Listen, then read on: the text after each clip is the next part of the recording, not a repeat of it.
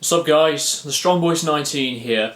It's time to do another 2013 album review, and I'm on a Skype call and I'm here with a very special guest, and definitely check out this guy and give him a lot of support and more subscribers, and introduce yourself.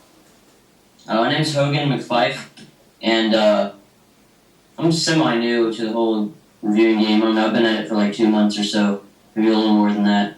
And really big into Korn and symphonic black metal from Netherlands, and Dream Theater, Opeth, Alice in Chains, Hell Decapitation, Inside, bands like that. Yeah, those are my favorite bands. And yeah, we'll be doing Korn today, huh?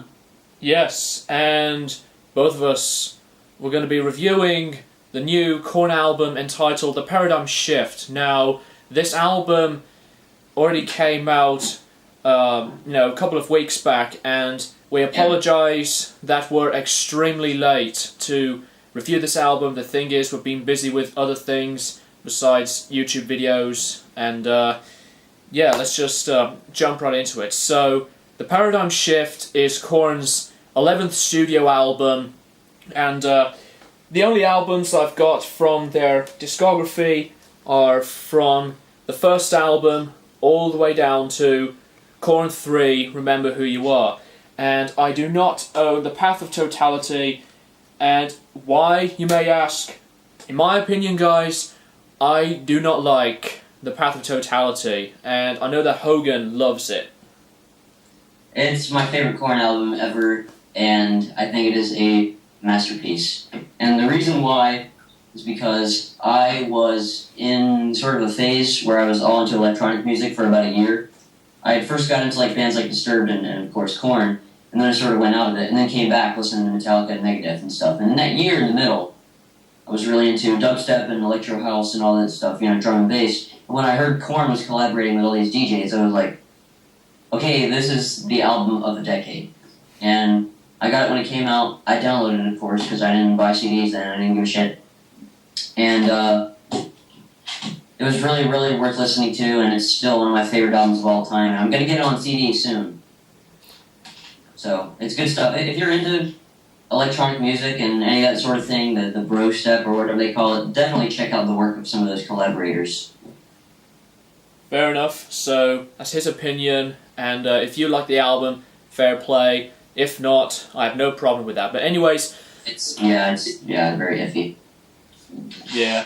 So, Korn had been one of my favourite bands, and they pretty much had been one of my most favourite metal bands, and they are from Bakersfield, California, and The Paradigm Shift is their 11th album, and this is the follow-up to The Path of Totality, which came out in 2011, and this is also the first album to bring back Brian Head Welch since their 2003 album Take a Look in the Mirror.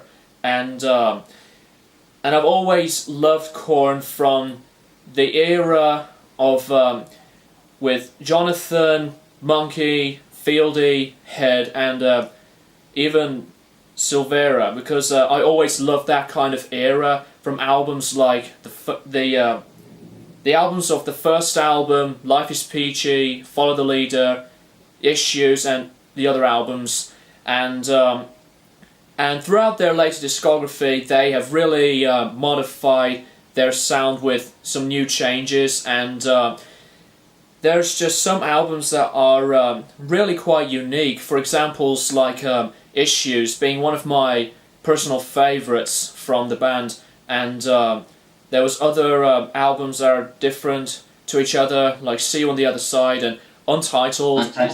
Yeah, absolutely. Yeah, even though a lot of people didn't like the Untitled album, but for some reason I actually liked that album. So even though it got a lot of negative hype, but yeah, well, negative feedback, I should say. But yeah, The Paradigm Shift had been one of our most anticipated albums of the year, and before I can jump right into my thoughts on the album, I'm going to let Hogan himself to do his own thoughts on the paradigm shift. Well, I was really psyched for it, and I was reading an article in a magazine all about it, and how Head was back, and they were doing a new thing, going back to old Korn, and I was excited. Then they released Never Never. Mm-hmm. And I didn't know what to think. It's a catchy song, and I still enjoy it. It's a fun song, but it's just not what I wanted from Korn. And I try to listen to things for what they are, and that's what I did with that song, and that's why I enjoyed it. But I just wasn't feeling it. I was like, I don't know how this album's going to turn out, man. And then the second single, Love and Meth, leaked, and I was in love, and I was like, okay, this is going to be in my top however many albums of the year, and it's going to be fucking awesome. So, it was good, and it lived up to those expectations, and the thing I like about it a lot is that it sort of pools together sounds from, like, a little bit of Path of Totality, but then it also brings together, like, mainly Issues and Untouchables together with a hint of Path of Totality, and it's a really great record.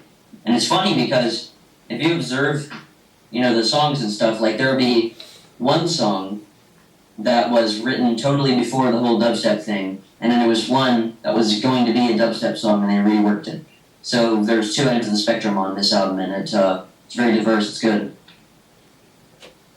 So, yeah, and as Hogan says, it's kind of like a mixture between some of their previous albums, and it was actually quite of a big surprise. And I always loved Korn from their own vibes of the new metal influence, and like I said, even though they have been going through some newer styles of sound and music from their later albums, but I always really remember Korn from their own previous original new metal sound, and this is what Korn did with this album. It brings back the new metal heavy vibes to it, and even though there are some songs on the album that really does have the sounds of electronic stuff, but it doesn't really spoil the album entirely for me.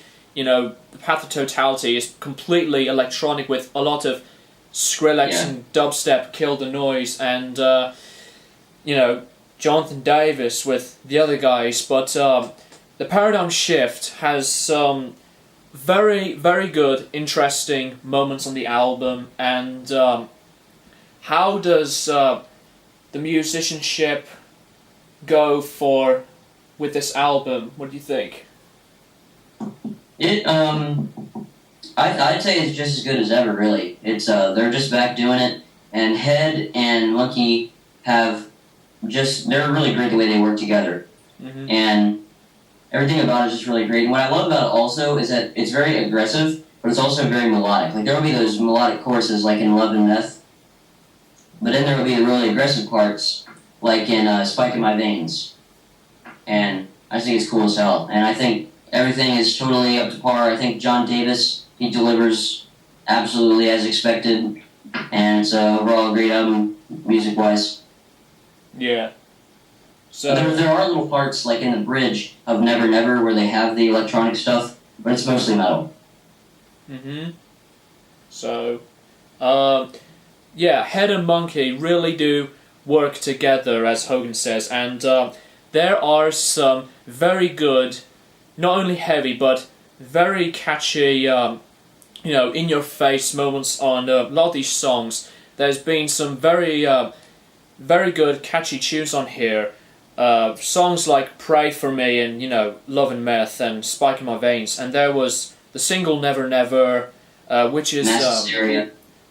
Mass Hysteria. Never Never is another pretty catchy song, and there was Victimized and, What We Do, and all these other songs that really does have some amount of energy that Korn took from a lot of these songs on the album, and the vocals from Jonathan Davis. Okay, his vocals from the previous days, his vocals have been extremely extremely more aggressive and angry, and even though His they're growls are pretty good on this record.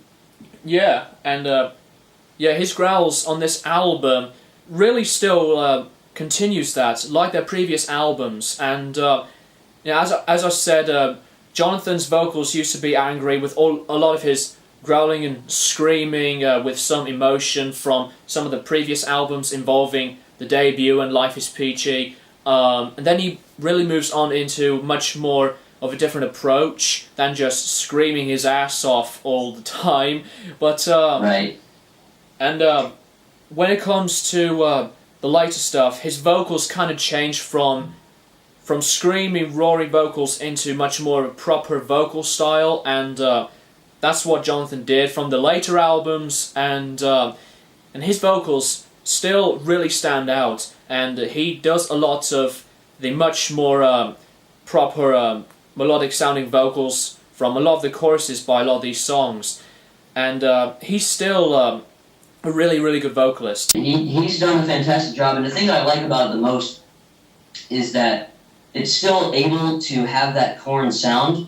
Like in the early days, it was very like angsty. He was throwing all of his emotion in there about his child abuse and all of his crazy life and being a mortician and all that. Like the first couple records, he was totally in it for the sheer emotion, and for at least for the negative emotions. And now you're getting a whole spectrum of emotions, from love to hate to anger to just having fun. Everything all pooling together into a very a really listenable and just overall enjoyable and fun experience. You know, if you've liked the last few records, you know, excluding the Path to Totality, if you liked Korn 3, vocal wise, and if you like mainly Issues and Untouchables, if you like those vocal wise, you'll dig this. So, yeah, Jonathan's vocals are still very impressive since he's been with Korn. Excuse me. So, what are your thoughts on Monkey's and Head's guitar playing?